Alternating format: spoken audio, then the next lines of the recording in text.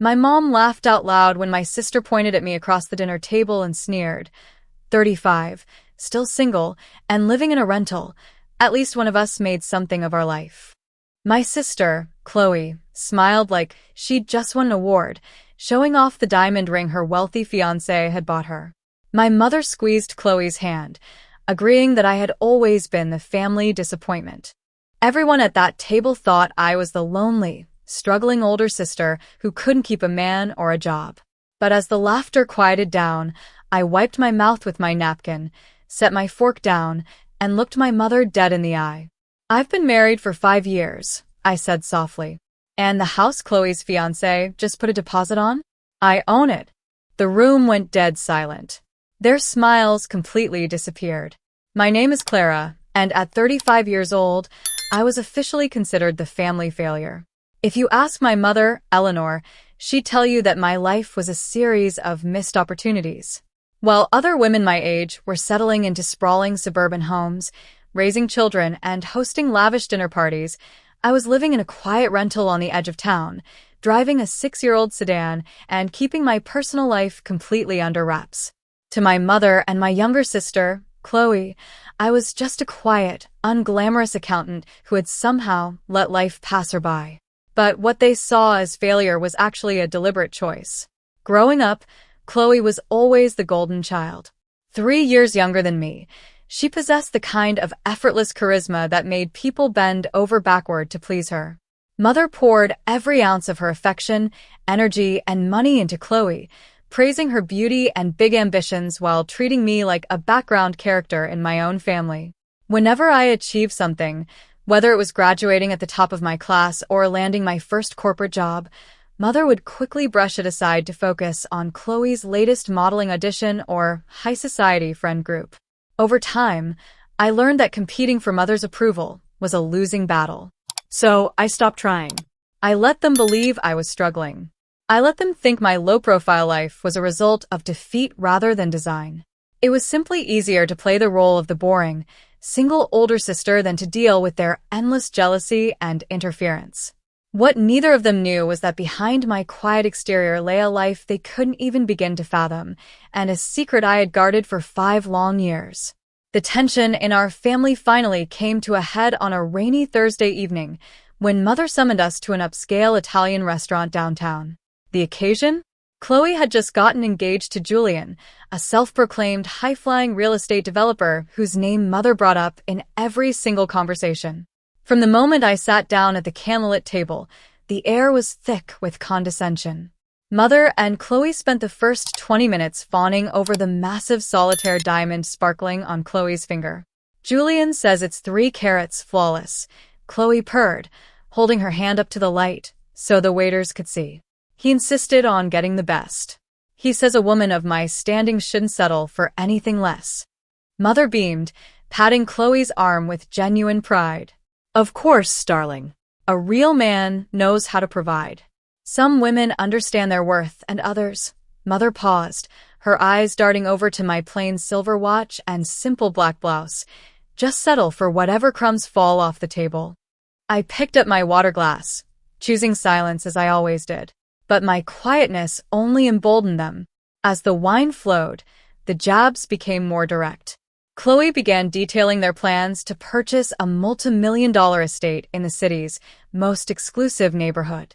"It's a shame you won't ever experience a life like this, Clara," Chloe said, leaning back with a patronizing smirk. She looked across the table at Mother and raised her glass. 35, still single, and living in a rental. At least one of us made something of our life.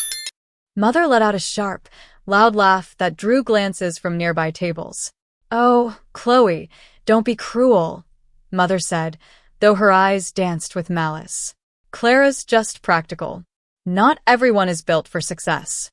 They sat there, giggling like high school bullies, fully expecting me to shrink back, blush, and swallow my pride as I had done for decades.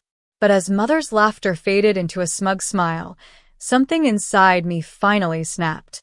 I slowly set my napkin on the table, leaned forward, and prepared to shatter their comfortable little reality. The room seemed to shrink as I stared directly into my mother's eyes. The smug smiles on their faces were so deeply ingrained, built on years of assuming I was nothing more than a doormat. "I've been married for 5 years," I said, my voice smooth, calm, and completely devoid of emotion. "And the house Chloe's fiancé just put a deposit on? I own it." For 3 full seconds, nobody breathed. The silence was deafening. Then, Chloe burst into a harsh, nervous laugh, glancing at Mother for reassurance. "Right," Chloe scoffed, rolling her eyes. "And I'm the Queen of England. Mother, look at her. She's literally losing her mind out of sheer jealousy. It's actually embarrassing." Mother's expression hardened, her surprise instantly replaced by cold irritation. "Clara, stop this ridiculous charade at once. Making up absurd fantasies won't make your pathetic life any better. You're 35, single, and living in a cheap rental. Everyone here knows it." Instead of arguing, I reached into my handbag. I pulled out a small, elegant leather folder and set it quietly beside my dinner plate. Inside were 2 things: a frame-worthy photograph of my wedding on a private beach in St. Bart's and a certified copy of a property deed.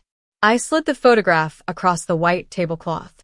It showed me wearing a custom designer gown, holding hands with Marcus, a striking, brilliant architect whose firm handled high-profile developments across the country. Mother's eyes widened as she stared at the photo, her jaw slowly slackening. Chloe snatched the paper underneath it, her eyes scanning the official seal of the property holding company. The color completely drained from both of their faces. Chloe stared at the deed, her hands trembling so violently that the paper rattled against her wine glass. This must be a mistake," she stuttered, her confident demeanor completely disintegrating. "Julian said he was dealing with Apex Private Equity. He said the owner was an elite investment group." "Apex Private Equity is my firm," I replied, taking a slow sip of my water. "Marcus and I co-founded it 7 years ago. I am the principal managing partner." Mother looked between the photograph of my stunning beach wedding and the legal documents on the table, her mind struggling to process the monumental shift in power. "You, an investment firm? But you drive a 6-year-old car. You live in a rental. I rent a luxury townhouse downtown because I prefer low-maintenance living, and I drive a sensible car because I don't need validation from strangers," I said, looking her dead in the eye. "Unlike you two, I don't need to wear my wealth on my sleeve to feel important." I turned my attention back to Chloe, whose face had flushed a deep, panicked red. "Julian didn't build his real estate empire on his own, Chloe. His development company was on the brink of collapse 2 years ago until Apex stepped in with a $3 million capital injection. The house he promised to buy you in Fairview Estate? It's part of a private residential portfolio that belongs entirely to my firm." The reality hit them like a physical blow. The wealthy, successful fiancé Chloe had been bragging about for months wasn't a self-made tycoon at all. He was a client whose entire business depended on the grace and financial backing of the sister she had just spent the last hour insulting. "Julian doesn't make a single major financial move," I added softly, without my signature. Before Chloe could even form a sentence, her phone began buzzing frantically on the table. The screen lit up with Julian's name. She stared at it in pure terror, her manicured fingers hovering over the glass. I casually motioned toward the phone. "You should answer that. He usually calls me around this time to give his weekly project updates, but I sent his call straight to voicemail 10 minutes ago." With a shaking hand, Chloe swiped to accept the call and put it on speaker. Julian's panicked voice echoed through the quiet restaurant. "Chloe, where are you? Did you talk to your sister tonight? Please tell me you didn't say anything stupid." Chloe's voice cracked. "Julian, what are you talking about? I just got an urgent email from Apex Equity." Julian blurted out, sounding utterly breathless. "They're freezing the final sign-off on the Fairview property. Clara Whitaker's assistant called my office saying Clara requested an immediate review of all our pending agreements. Chloe, if she pulls Apex's funding, my firm goes under by the end of the month. You told me she was just a bitter, broke accountant. Why didn't you tell me she owns the firm holding my entire portfolio?" Mother sank back into her chair as if she'd been struck, her face pale as a sheet. Chloe looked at me with wide, tear-filled eyes, completely paralyzed. I leaned closer to the phone. "Hello, Julian. It's Clara." A terrifying silence fell over the line. "Clara, Mrs. Whitaker." I didn't realize. "We'll discuss your account on Monday, Julian," I said coolly and hung up the phone. Mother suddenly reached across the table, her hands trembling as she tried to grasp mine. "Clara, darling, please. We were just joking. You know how much we love you." I pulled my hand back out of her reach. The years of cruelty, marginalization, and fake affection had finally caught up to them, and no amount of sudden groveling was going to rewrite history. The fallout was swift and devastating. By Monday morning, Julian had officially postponed the extravagant engagement party Chloe had been planning for months. When he realized that my firm held the keys to his entire business, his priorities shifted instantly from maintaining an elite lifestyle to keeping his company afloat. Without the private funding from Apex, Julian was forced to scale back dramatically. The multi-million-dollar estate in Fairview was immediately removed from their options, leaving Chloe with the embarrassing task of explaining to her high society friends why her dream house had suddenly vanished from the market. Over the next few weeks, the golden facade that my mother had built around Chloe completely shattered. Arguments erupted between Chloe and Julian daily as the reality of his actual financial standing came to light.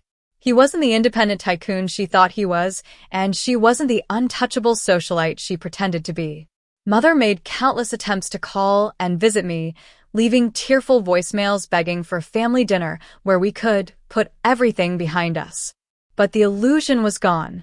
I knew that if I were still the broke, single daughter they believed me to be, those phone calls would never have happened. Their sudden warmth wasn't born out of love or remorse. It was born out of fear and greed. I instructed my legal team to handle all future business communications regarding Julian's firm. As for my personal life, I established firm, unbreakable boundaries. I officially cut off financial support for any family ventures and made it clear that respect wasn't something they could negotiate only when they needed a handout. For the first time, I walked away from their drama completely unbothered.